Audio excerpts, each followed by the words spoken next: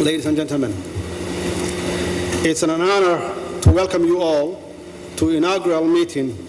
of this Somali Partnership Forum. mudanayaal iyo marweyn waxaa sharaf weyn ah inaan dhammaantiin idinku soo dhaweeyo furitaanka sirka iskaashiga Soomaaliya kaasoo ka dhacaya magaalada taariikhiga ah Muqdisho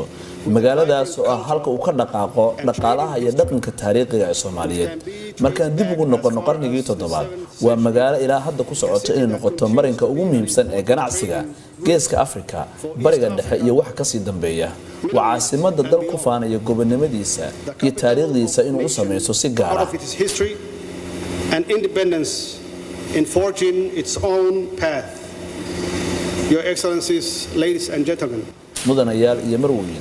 soddonkii sano ee ugu dambeeyay dalka iyo shacabka Soomaaliyeed waxyaabaha la degay waxay ahaayeen kala qaybsanaan amni darro iyo maamul xumo laakiin qaranka Soomaaliyeed waa mid adkaysi leh haddana waxa uu ku socdaa wadadiisa kabashada waxaanu nahay qaran adkaysi leh ummad go'aan iyo shaqo adag u haya dalkooda taasina shaki uguma jiro inta xarun ku leh halkan oo Muqdisho nala degan waxaan dareensanahay caqabadaha dhaqaale ammaan iyo midka bulsho ee haysta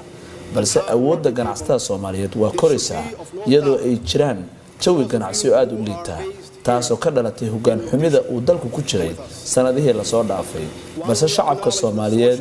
kaga soo gudbay adkaysi iyo dhiiranaan the ability of Somali businesses to thrive despite the harsh economic environment as a result of poor governance over the last decades. It's testament to resilience and ingenuity of the Somali people. With the reach of our goal, with our global diaspora, and the return of many highly educated soo laabashada qurba joogta Soomaaliyeed iyo aqoon-yahanada xirfad-yaqaanka ah waxay cadeynaysaa inay dhalinyarada Soomaaliyeed ay go'aansadeen mustaqbalka ummadooda maadaama ay ka yihiin bulshada 75% guud ahaan waxay taasi xoojinaysaa in Soomaaliya mustaqbal ifaya u bariyay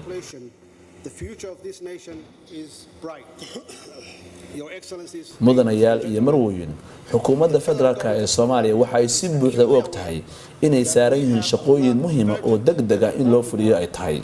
sidaas si la mid ahna waa muhiim in beesha caalamka ay wacyigooda geliyaan in xukuumadda federaalka ee Soomaaliyeed waxyaabaha u qabsoomay 6 bilood ee la soo dhaafay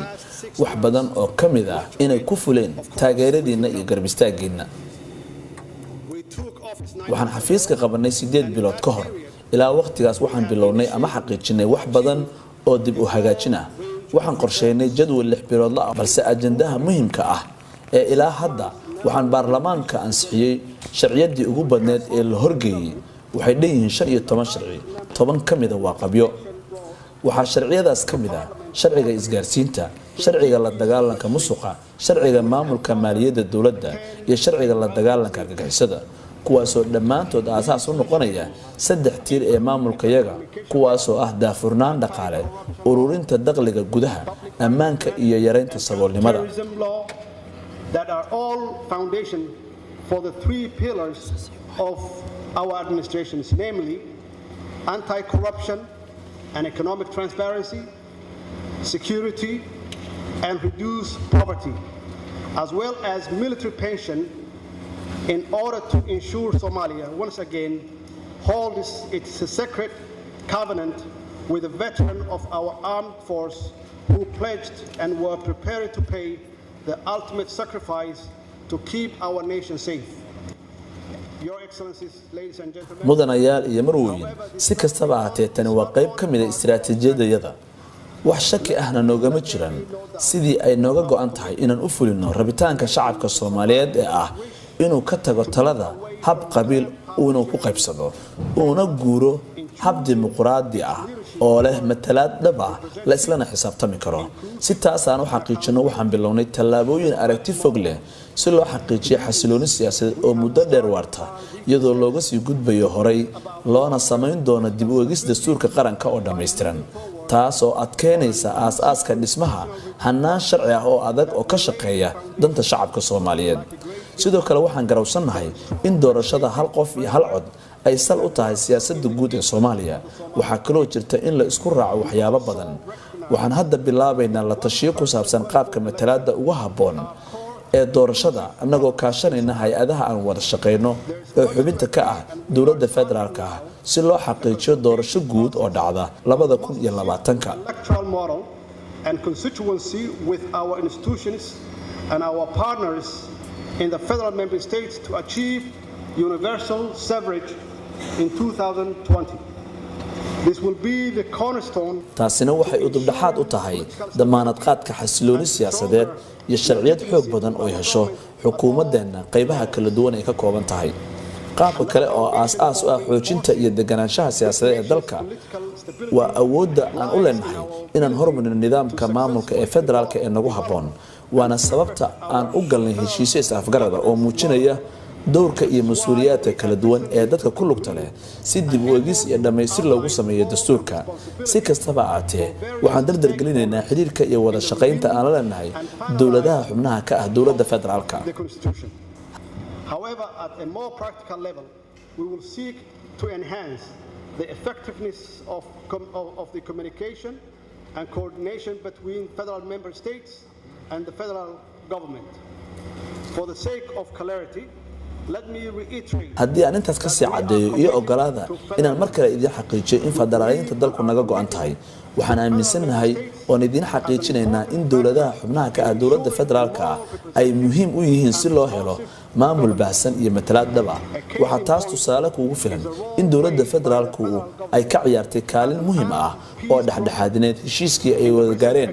dowlad goboleedka Galmudug iyo ahlu sunna wal jamaa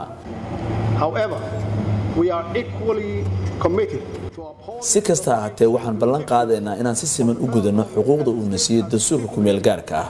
xuquuqdaas iyo midda ay leeyihiin dowladaha xubnaha ka ah dowladda federaalku waxay kaalin aas-aas ah ku leedahay dib u taagidda dowlad siyaasad ahaan dhisan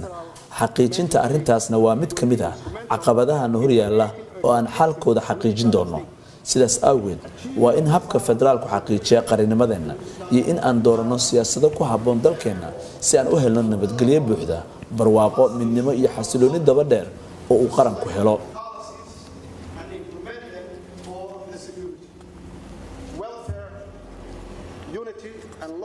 maamulidda iyo qaab dhismeedka cusub ee wasaaradda amniga gudaha aas-aaska golaha wasiirada amniga gudaha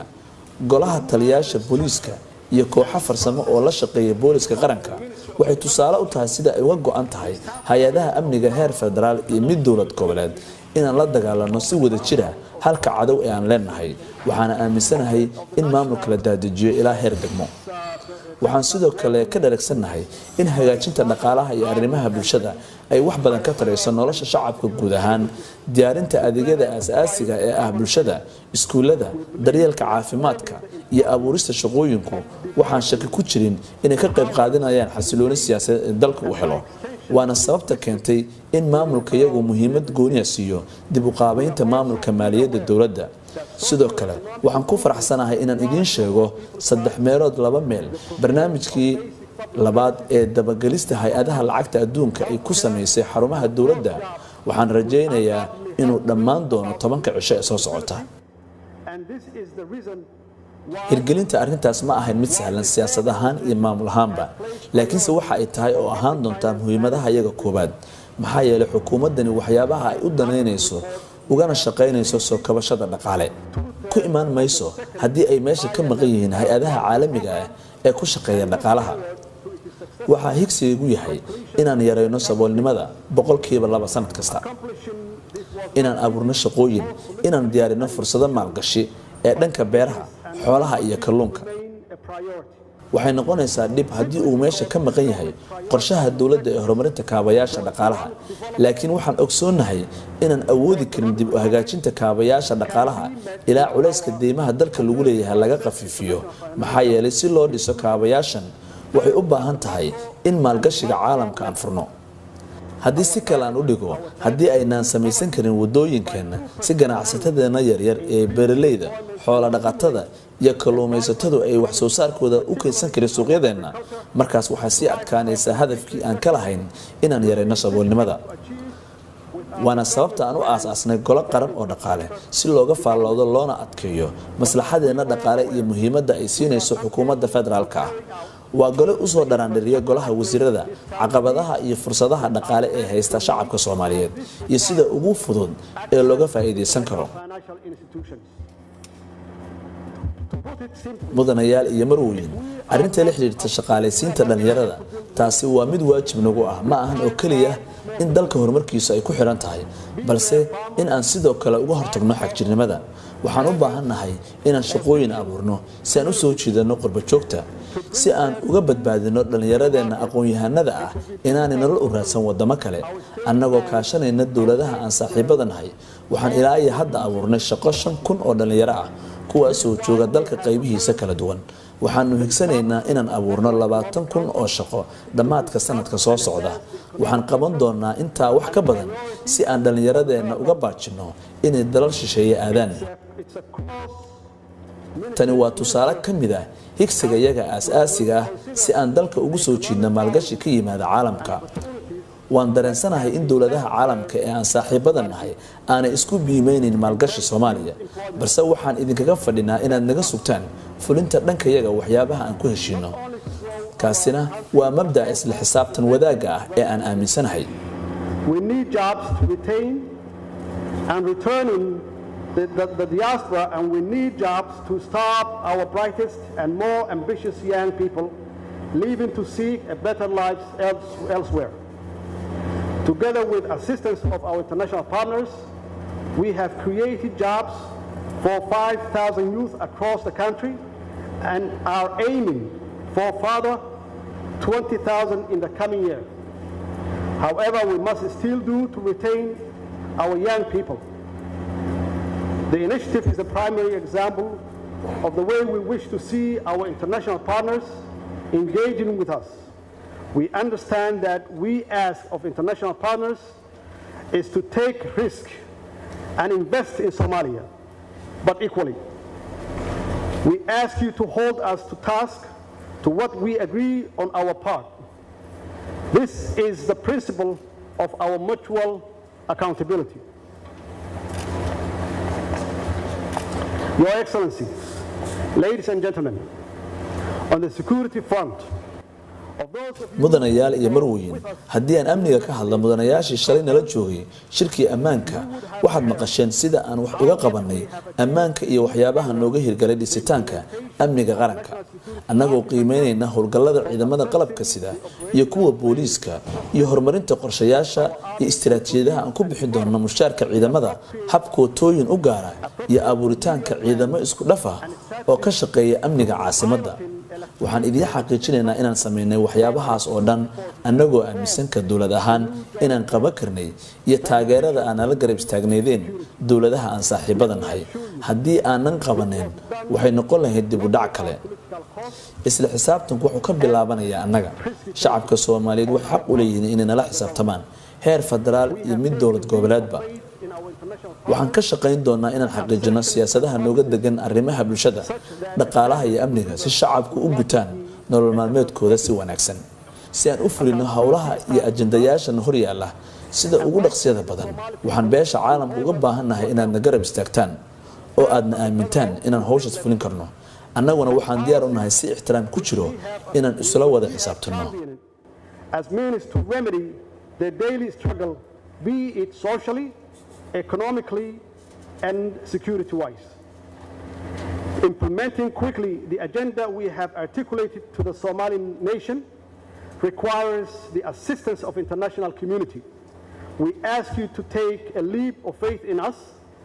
We stand ready with open arms for a platform of mutual respect and accountability, but above all, balse intaasoo dhan ka hor waxaan idin leenahay barnaamij kasta oo aan fulin doono micnaheedu waan fulinaynaa waaye waa idin mahadcelinayaa